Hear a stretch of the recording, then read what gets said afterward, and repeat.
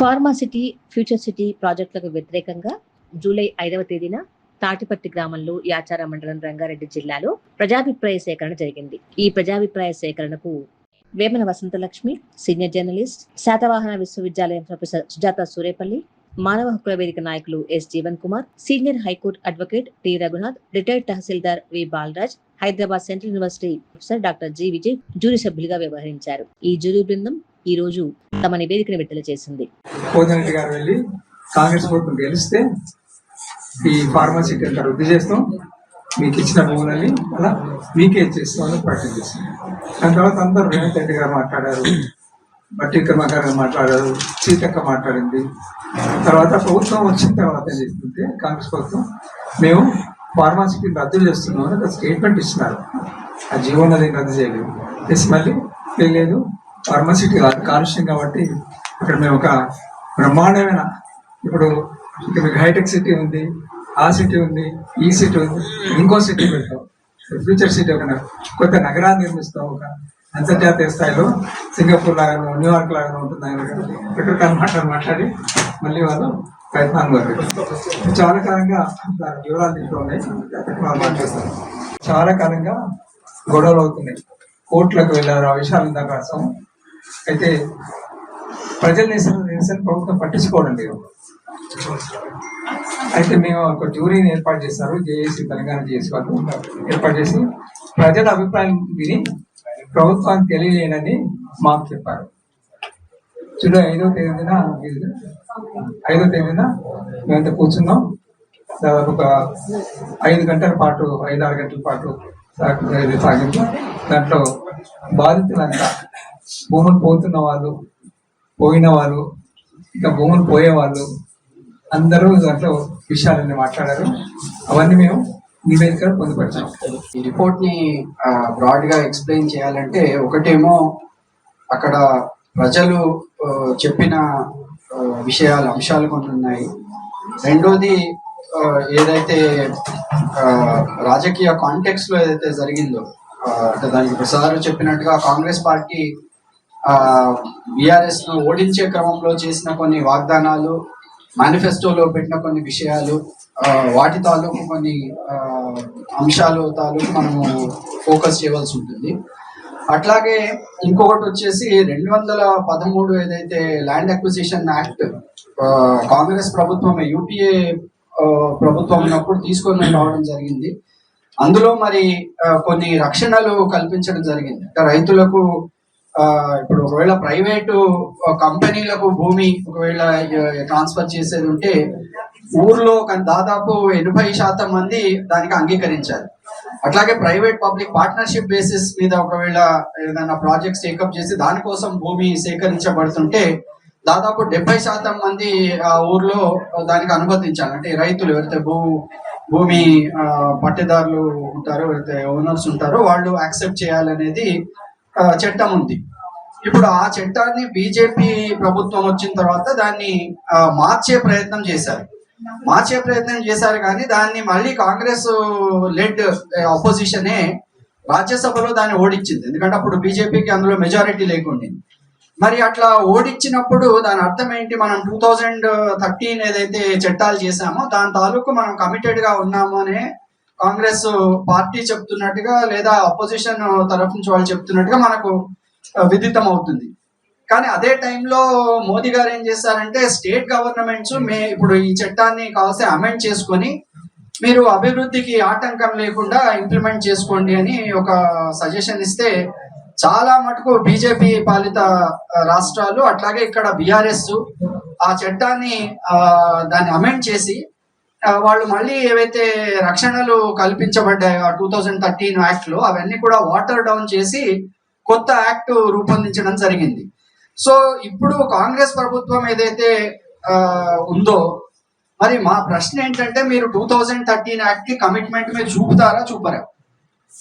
Because దీనికి ఒక larger మీరు రాజకీయ కాంటెక్స్ట్ కూడా చూడాలి. ఒకవైపు రాహుల్ గాంధీ గారు మొత్తం దేశమంతా పాదయాత్ర చేసి, మరి బీజేపీ ఆర్ఎస్ఎస్ పాలన అనేది ఒక ఫ్యాసిస్ట్ పాలన, దీని ఫ్యాసిస్ట్ పాలన అని ఎందుకు అంటున్నారంటే వాళ్ళు ప్రజలకు జవాబు చట్టాలు చేస్తున్నారు, ప్రజల అభిమతం ఏది ఉన్నప్పటికీ యథేచ్ఛగా చట్టాలు చేస్తున్నారు, విపరీతమైన ఫోర్స్ వాడుతున్నారు. ఇట్లా మనం కొన్ని ఐడెంటిఫై చేసి ఈ క్యారెక్టరిస్టిక్స్ ఉన్నాయి కాబట్టి బీజేపీ లాంటి లేదా ఆర్ఎస్ఎస్ లాంటి భావజాలంలో మనకు ప్రజాస్వామ్యం అనేది వాళ్ళ వాటర్ డౌన్ అయిపోయింది అనే ఆర్గ్యుమెంట్ వాళ్ళు పెడుతూ వచ్చారు. మరి అదే దృక్కోణంలో ఇప్పుడు మరి రేవంత్ రెడ్డి గారు ఏం చేస్తున్నారు మనం అడిగితే, అక్కడ ఒకటి పబ్లిక్ హియరింగ్ జరగలేదు.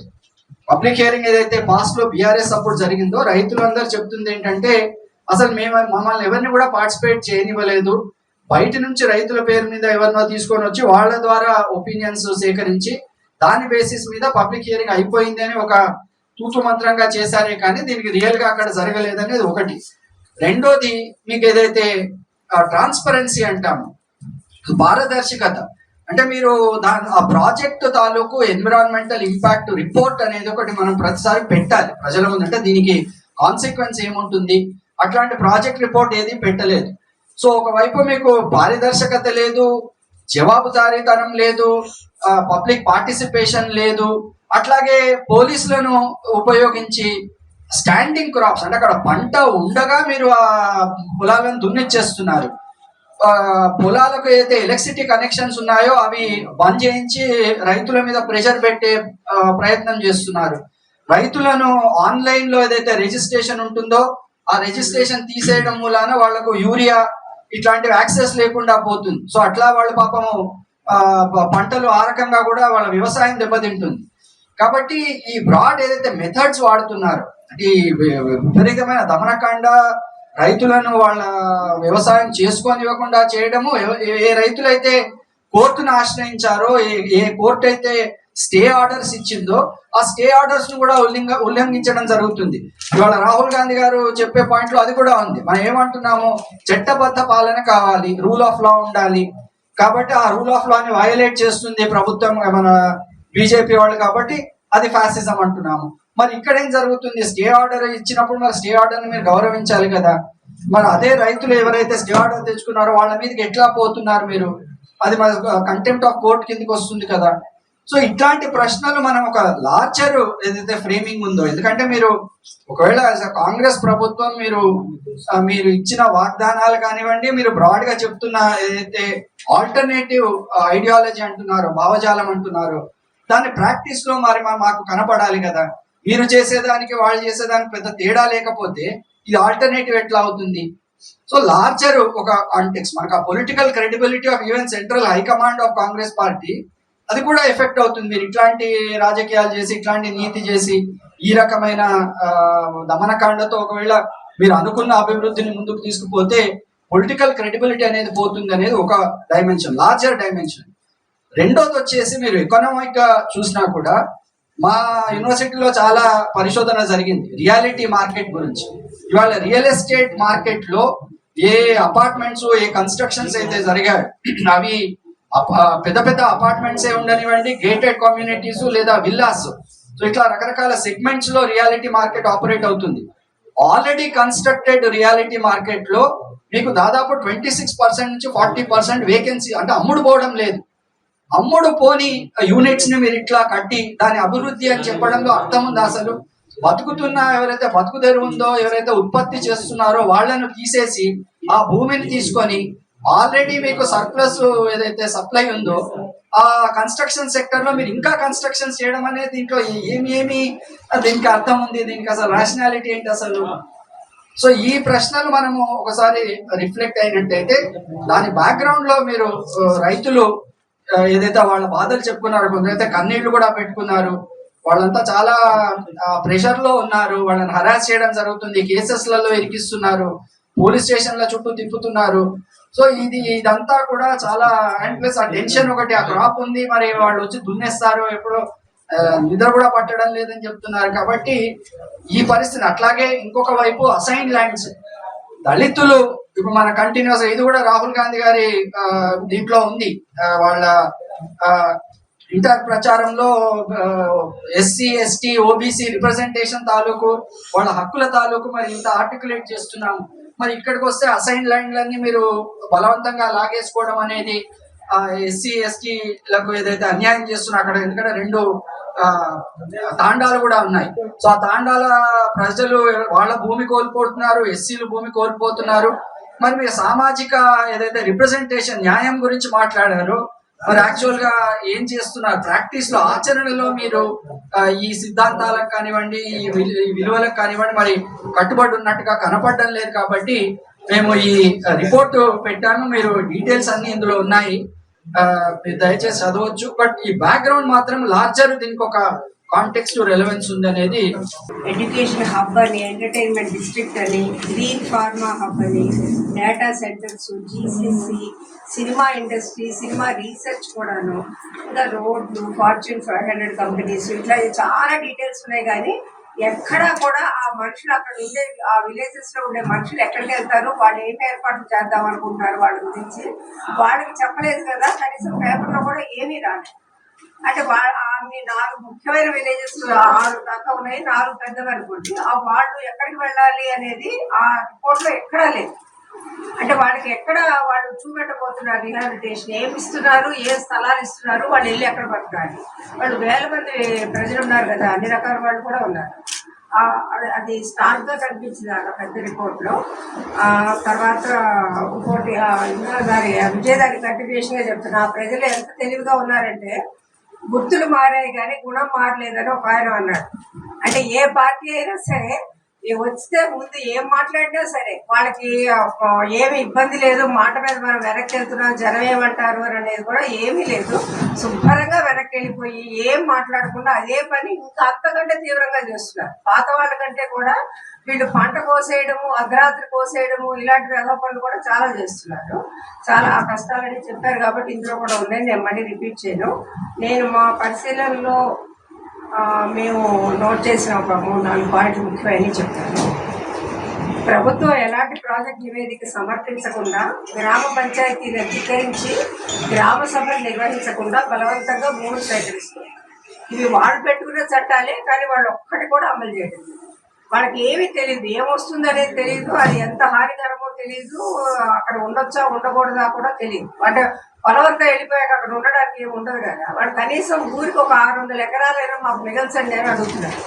మా చెరువు, మా అడవి, వాళ్ళంతా గొర్రెలు కాపళ్ళు, పాడి పరిశ్రమ, వ్యవసాయం. సిటీకే వాళ్ళు 20,000 లీటర్ల పాలు పంపుతామన్నారు, ఎన్నో టన్నుల కూరగాయలు పంపిస్తారట. ఇవన్నీ అక్కడ మానేసుకుని మనం ఎక్కడి నుంచో తెచ్చుకోవడం ఎందుకు, మనకి ఇంత దగ్గరగా ఉన్నప్పుడు. సరే, 2వ పాయింట్, ఆన్లైన్ రికార్డులను మార్చడం, విద్యుత్ కనెక్షన్లు తొలగించడం, రాత్రికి రాత్రే జేసీబీలతో పంటలు నాశనం చేయడం లాంటి తీవ్ర అణచివేత ధోరణులను మా జ్యూరీ తీవ్రంగా ఖండిస్తారు. హైకోర్టు స్టే ఆర్డర్లు ఉన్నప్పటికీ వాటిని ఉల్లంఘించి భూములను స్వాధీనం చేసుకోవడం కోర్టు ధిక్కరణ కిందకు వస్తుంది. ఈ విషయం వీళ్ళు పాపం చాలాసార్లు సంస్కృతి వీళ్ళు చెప్తూనే ఉన్నారు కానీ అస్సలు పట్టించుకోవడం. భూమి లేని వ్యవసాయ కూలీలకు, ఇతర ఉపాధి కోల్పోయిన వర్గాలకు ఎలాంటి పునరావాస ప్యాకేజీలు అందకపోవడం అమానుషం. జాతీయ స్థాయిలో 2013 చట్టం గురించి మాట్లాడే కాంగ్రెస్ పార్టీ రాష్ట్ర స్థాయిలో రైతుల హక్కులను హరించడం త్వరగతి నిదర్శనం. అది ఇందాకే చెప్పుకున్నాం, పట్టించుకోసారి రిపీట్ చేస్తాం. స్థానికంగా అంటే చట్టంలో ఏముంది అనేది డాక్టర్ విజయ్ గారు చెప్పారు.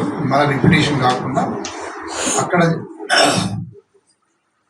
ఏ ప్రాజెక్ట్ వచ్చినా కూడా స్థానికంగా ఉండే ప్రజల అభిప్రాయాలు తీసుకోమనేది చట్టంలో ఉన్నది. అది ఎప్పుడు పబ్లిక్ ఒపీనియన్ అంటున్నాం, దాన్ని ప్రజాభిప్రాయ సేకరణ అనేది ఎక్కడ కూడా జరగడం లేదు.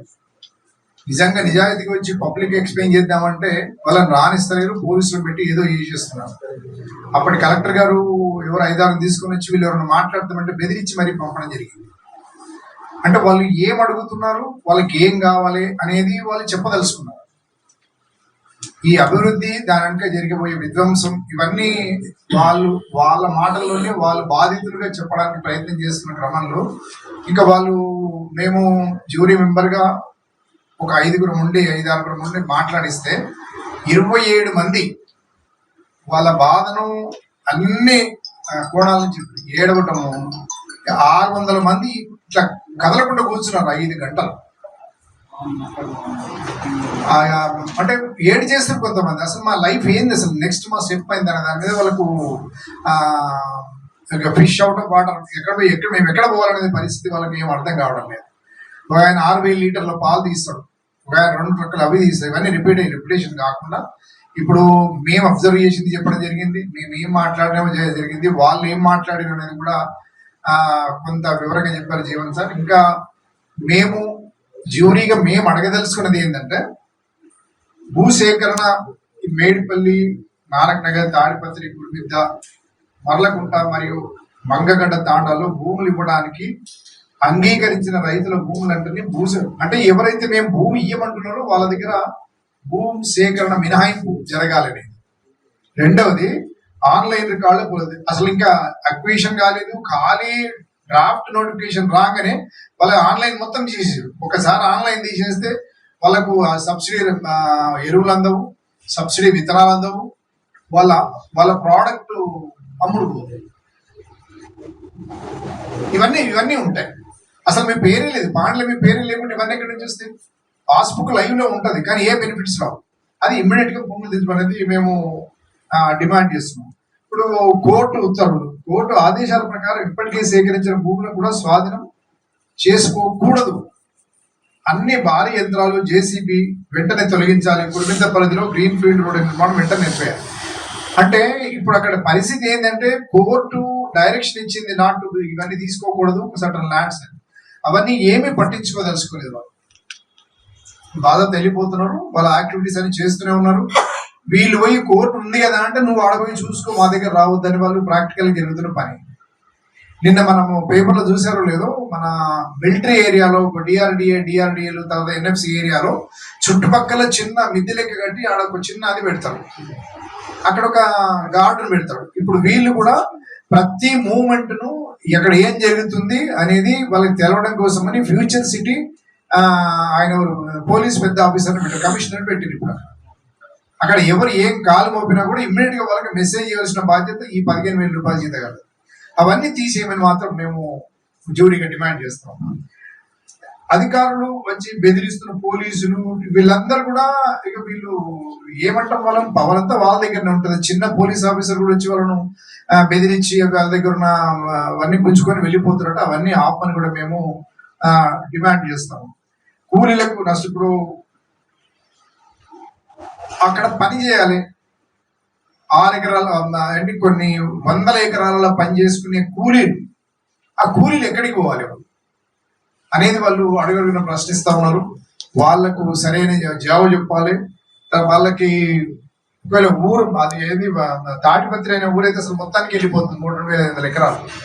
మాకు తిరిగి ఈ పునరావాసం కింద యాజ్ ఇట్ ఈజ్ గా మాకు ఎక్కడ ప్లాన్ చేస్తారో చెప్పండి మాకు అనేది ప్రధాన డిమాండ్ గా ఉన్నది. మేము కూడా జ్యూరీ తరఫున వాళ్ళకి పునరావాసం కల్పించాలి. అసలు భూసేకరణ వద్దంటున్నాం మేము. అక్కడ 19,000 ఎకరాలు ఆపేస్తాం అన్నోళ్ళు దాన్ని మళ్ళీ మాట మార్చి ప్రజలందరికి మభ్య పెట్టి ఓట్లు వేయించుకొని మళ్ళీ తిరిగి వచ్చి దానికి ఇంకా వేరే రంగేసి తర్వాత దాన్ని మేకప్ చేసి కలర్ పూసి ఇంకొకటి ఏదో చేసి ఇవ్వడం అనేది కరెక్ట్ కాదు. జ్యూరీగా మేము అందరము ఈ రకమైన డిమాండ్స్, మా అబ్జర్వేషన్స్, తర్వాత మేము అక్కడ కండక్ట్ చేసిన మీటింగ్ ఇవన్నీ కూడా మేము ప్రభుత్వాన్ని సమర్పిస్తాం. Thank you.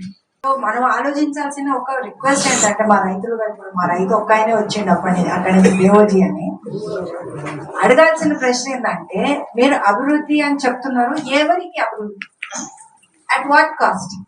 అంటే ఇప్పుడు ఈ హైదరాబాద్ సిటీలో శంషాబాద్ పెట్టినాక మనకు అసలు ద్రాక్ష తోటలు ఎన్ని ఉండే, ఇప్పుడు ఒక ద్రాక్ష పండు కనిపిస్తలేదు. రేపు మా ఒక్క ఏరియానే ఉంది ఇప్పుడు మిగిలి, మా ఒక్క ప్రాంతమే మిగిలి ఉంది ఈ రోజు హైదరాబాద్ కి సప్లై చేయడానికి. కూరగాయలు కానీ, పాలు కానీ, పండ్లు కానీ, ఏదైనా హార్టికల్చర్ ఉంది, అంతా ఉంది. 99% అందరు కూడా మా దగ్గర ఎంటెక్లు చదువుకున్న పిల్లలు కూడా వచ్చి వ్యవసాయం చేసుకుంటారు, కోళ్ళ ఫారాలు పెట్టుకుంటారు, డైరీ చేస్తున్నారు, అన్ని చేస్తున్నారు. అవన్నీ కూడా రిపోర్ట్లు రాసినాం. విషయం ఏంటంటే at what cost and for home, ఎవరి కోసం ఈ అభివృద్ధి, దీని పర్యవసానం ఏంటి? అంటే హైదరాబాద్ వాసులకు తిండి అవసరం లేదా? మనం బిల్డింగ్లు కట్టుకుని సంతోషంగా ఉందామా? లేకపోతే హై స్పీడ్ ఏదో కడతామంటున్నారు, ఇప్పుడు అన్ని అక్కడే, ప్రతిదీ ఫోర్త్ సిటీ. మరి అది ఎట్లా చేస్తారో ఏంటో ఒక్కటి కూడా ప్రాజెక్ట్ రిపోర్ట్ రాలేదు. ఇంకొక మేజర్ డిమాండ్ సార్ మర్చిపోయినారు, అందులో లాస్ట్ లో అందులో మీరు ఏది పెట్టినా ముందు ప్రజలకి తెలియజేయాలి కదా అందులో ఏం చేస్తున్నారు. ఇప్పుడు స్థానిక ప్రజలు సమ్మతి తీసుకోకుండా వాళ్ళకి ఏం చెప్పకుండా ఆఖరికి పంచాయతీ ఆఫీసులలో కూడా పంచాయతీ సర్పంచ్కే తెలియదు ఏం జరుగుతుందో. మా గ్రీన్ ఫీల్డ్ రోడ్ అని కడుతున్నారు, అక్కడ కోర్టు స్టే ఆర్డర్ ఉంది. ఆ స్టే ఆర్డర్ ఉండక గ్రీన్ ఫీల్డ్ రోడ్ అలా వేసేస్తున్నారు. మీ ఇష్టం నువ్వు ఏమైనా చేస్తే పోలీసు బలగాలు 200 మంది 400 మందిని తీసి దింపి ఏసీపీ గారు డైరెక్ట్ వచ్చి దగ్గరుండి బెదిరించి చేస్తున్నారండి. ఏసీపీ గారికి ఏం పని అండి, అది రెవెన్యూ డిపార్ట్మెంట్ పని కదా. ఈ రోజు కూడా ఎవరో ఇరిగేషన్ వాళ్ళు వస్తున్నామని చెప్పేసి ఇంకోటి బెదిరించి ఇవాళ కూడా జరుగుతుంది. So this is the situation. మేము అడిగే కోర్ ప్రశ్న ఏంటంటే రేవంత్ రెడ్డి గారు మాకు ఏమి మాట ఇచ్చిర్రు, మాకు మా ఊర్లను కాపాడతామన్నారు, మా రైతులను కాపాడతామన్నారు, మా భూములను కాపాడతామన్నారు. ఈ రోజు మరి అదే రేవంత్ రెడ్డి గారి ప్రభుత్వము బంధుకు పెట్టి రైతులను ఎందుకు భూములు కాజేపిస్తున్నారు. ఇంతే మేడం, ఇదే నిజం మ్యాటర్. ఒక పక్క రాహుల్ గాంధీ గారు నేను అందరినీ కాపాడుతా అంటారు, మరి ఇక్కడ ఏం జరుగుతుంది? ఆయన సొంత మేము ఎన్ని లెటర్లు రాసామండి, రాహుల్ గాంధీ గారికి రాసాము, సోనియా గాంధీ గారికి 4000 పోస్ట్ కార్డులు రాసాము, ఒక్క సమాధానం లేదు. ఈ ద్వంద్వ వైఖరి ఎందుకు ఉంది? ఇది ఒక మేజర్ పాయింట్. దాని తర్వాత ఈ ఎలక్ట్రిసిటీ డిపార్ట్మెంట్ ట్రాన్స్కో అనేది ఒక 100 ఎకరాలు ఉంది, ఆ భూమి ఒకటి తీసుకుంటుంది. తర్వాత గవర్నమెంట్ ల్యాండ్ కొంత ఉంది, తక్కిందంతా కూడా బంజర్ భూమి. తర్వాత అసైన్మెంట్ ల్యాండ్, ఎక్కువగా అసైన్మెంట్ ల్యాండ్. తర్వాత 900 ఎకరాలు పట్టా భూమి ఉంది. ఒక 42 ఎకరాలు మాత్రమే అక్వైర్ చేశారు. తక్కిన వాళ్ళంతా కోర్టు బేస్ తీసుకున్నారు. 4 స్టే ఆర్డర్లు ఉన్నాయి. ఇది వివరాలు అక్వైర్ చేసిన వాళ్ళకి కూడా ల్యాండ్ అక్విజిషన్ ప్రకారంగా అంటే అసైన్మెంట్ భూమి అక్వైర్ చేసిన కొందరికి వాళ్ళకి ఇంతవరకు ఏమీ లేదు. చాలా చెప్పినారు, అది చేస్తాం మీకు ప్లాట్ ఇస్తా ఉన్నారు, ఉపాధి కల్పిస్తా ఉన్నారు, లోన్లు ఇస్తున్నారు, ఏమీ లేదు. భూమి తీసేసుకున్నారు. అది కంపెనీ నష్టపరంగా ఇవ్వాలి. ఇంకా కొంతమందికి ఇచ్చినారు, కొంతమందికి ఇవ్వనే లేదు. ఇంకా ప్రాబ్లం ఏంటంటే నష్టపరిహారం ఇవ్వడానికి ల్యాండ్ రికార్డ్స్ ఉండాలా. ల్యాండ్ రికార్డ్స్ దాంట్లో మొత్తం ఎరైజ్ చేసేసినారు, మొత్తం ఇండివిజువల్ హోల్డింగ్స్ అని కూడా అసలు లెక్కలే లేవు. భూమి లెక్కలు వీళ్ళ దగ్గర కాగితాలు ఉన్నాయి, కానీ గవర్నమెంట్ మొత్తం దాన్ని ఎరైజ్ చేసేస్తుంది. మీ లెక్క దొరకడం లేదు అంటే కంపెన్సేషన్ అంటే మీ భూమి లేదు కదా అనే ప్రశ్న మళ్ళీ రెవెన్యూ అధికారులు అడుగుతున్నారు. చాలా విచారకరంగా ప్రవర్తించారు. ఇప్పుడు ఈ హరీష్ రావు గారు కానీ కేటీఆర్ వాళ్ళు ఏమంటున్నారంటే ఇది మేము ఫార్మసిటీ కోసం మేము మినిస్ట్రీ ఆఫ్ ఎన్వైరన్మెంట్ ఫారెస్ట్ నుంచి ఎన్వైరన్మెంట్ క్లియరెన్స్ కూడా తీసుకొచ్చినాము. తెచ్చిన తర్వాత మాకు ఇప్పుడు ఇది వేరే పర్పస్ కోసం చేయడానికి అసలు వీలే పడదు, మేము కోర్టు కూడా వెళ్తాము అదే మాట్లాడుతున్నారు. అయితే థింగ్ ఈజ్ ఒక 7-8 months బ్యాక్ తెలంగాణ రైజింగ్ అని అక్కడ ఒక పెద్ద ఇంటర్నేషనల్ కాన్ఫరెన్స్ కూడా పెట్టింది. అప్పుడు కూడా ఏం ప్రొటెస్ట్ లేవు. ఇంకా ఇప్పుడు ఈ మధ్య కాలంలో అయితే ఈ హరీష్ రావు కేటీఆర్ అయితే వాళ్ళైతే పెద్ద వాదనే వినిపిస్తున్నాయి. పెట్టినప్పుడు ఒక్కళ్ళని రానియలే మా రైతులు. ఇక్కడ మా విలేజర్ ఒక ఆయన ఉన్నాడు, బిజినెస్ పీపుల్ లేకపోతే ఎవరు none of the people local వాళ్ళు కూడా ఎవరు రాని మొత్తం పోలీసే.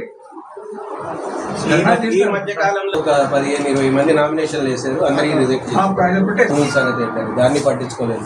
ఇప్పుడు ఈ పబ్లిక్ హియరింగ్ జరిగింది. అంతకు ముందు ఆ గ్రామాల మధ్యలో ఒక పెద్ద పాదయాత్ర జరిగింది, 4 గ్రామాల మధ్యలో నుంచి. రెగ్యులర్ యాక్టివిటీ ఆ ప్రాంత ప్రజలు చెప్తున్నారు, వినిపిస్తా ఉన్నారు. ప్రభుత్వానికి మెమోరాండాల రూపంలో వెళ్తున్నాయి, పిటిషన్ల రూపంలో వెళ్తున్నాయి, కోర్టులో కేసుల రూపంలో కూడా వెళ్తున్నాయి. ఇప్పుడు కోర్టులో కేసుని బెంచ్ మీద రాకుండా చూసుకుంటున్నారు, ఎందుకంటే వాళ్ళు ఈ కంటెంప్ట్ పడింది వీటన్నిటి మీద సంఘం తరఫున. కానీ దాంట్లో కోర్టు మీదకి అసలు బెంచ్ మీదకి రాకుండా చూస్తున్న పరిస్థితి కూడా ఉంది. అందుకని యాక్టివిటీ ఉంది, కాకపోతే ప్రభుత్వం తన ధోరణిలో తన దూకుడుగా ముందుకెళ్తుంది అనేది ఒక సమస్య. అందుకనే మేము సమగ్రంగా చెప్తున్నాం. పిల్లలు ఏమవుతారు ఫ్యూచర్ అంటే వాళ్ళ కోసం ఏమైనా అసలు ఊరే ఉండేది సార్, ఊరే ఉండేటప్పుడు జ్యూరీలో వచ్చిందా అది రాలేదు. అడిగారు ఎంత ఆందోళన ఉందంటే దానికి అందరూ ఏడే కదా, ఊళ్ళో పోతే స్కూల్ ఎక్కడ, అది తర్వాత ఊళ్ళో అది పరిస్థితి. చాలా అన్యాయంగా బిహేవ్ చేస్తుంది. అంటే గవర్నమెంట్ ఫ్రాడ్యులెంట్ గా బిహేవ్ చేస్తుంది. రూల్ రాజ్యాంగ ప్రకారంగా ఎన్నుకున్న గవర్నమెంట్ ఫ్రాడ్యులెంట్ గా బిహేవ్ చేయడం తప్పది.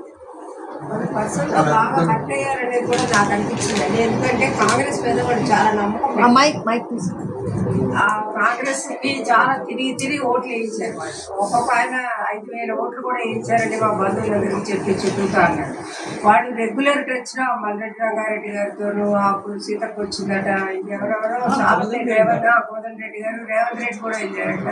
సో ఇట్లా వీళ్ళందరి పేర్లు చెప్పారు. వీళ్ళందరూ చాలా హామీలు ఇచ్చారు, వాళ్ళు పూర్తిగా నమ్మారు కూడా. కానీ ఇలా జరిగేసరికి వాళ్ళు ఇంకా అదొక షాక్ లో ఉన్నారు. ఒక్క మాజీ ఎమ్మెల్యే ఒక ఆయన మాత్రం వంశీ ఆయన ఒక్కళ్ళు మాత్రం వచ్చి కూర్చుని వింటూ ఉన్నారు. ఆయన మరి ఆయనకి ఎంత శక్తి ఉందో కాంగ్రెస్ లో చెప్పడానికి మనకు తెలియదు, కానీ ఆయన ఏం చేయగలరు అని కూడా నేను అనుకోవడం లేదు. బట్ వాళ్ళు కాంగ్రెస్ అంత నమ్మారు, వాళ్ళు నమ్మి ఇప్పుడు వాళ్ళు బాగా మోసపోయామనే ఫీలింగ్ లో ఉన్నారు. కోదండ రెడ్డి గారు 40,000 రూపాయలు ఖర్చు పెట్టి మ్యాపింగ్ చేసినండి. మేము ఆయనతో తిరిగా నేను 40,000 రూపాయలు పెట్టి మ్యాపింగ్ చేశాడు.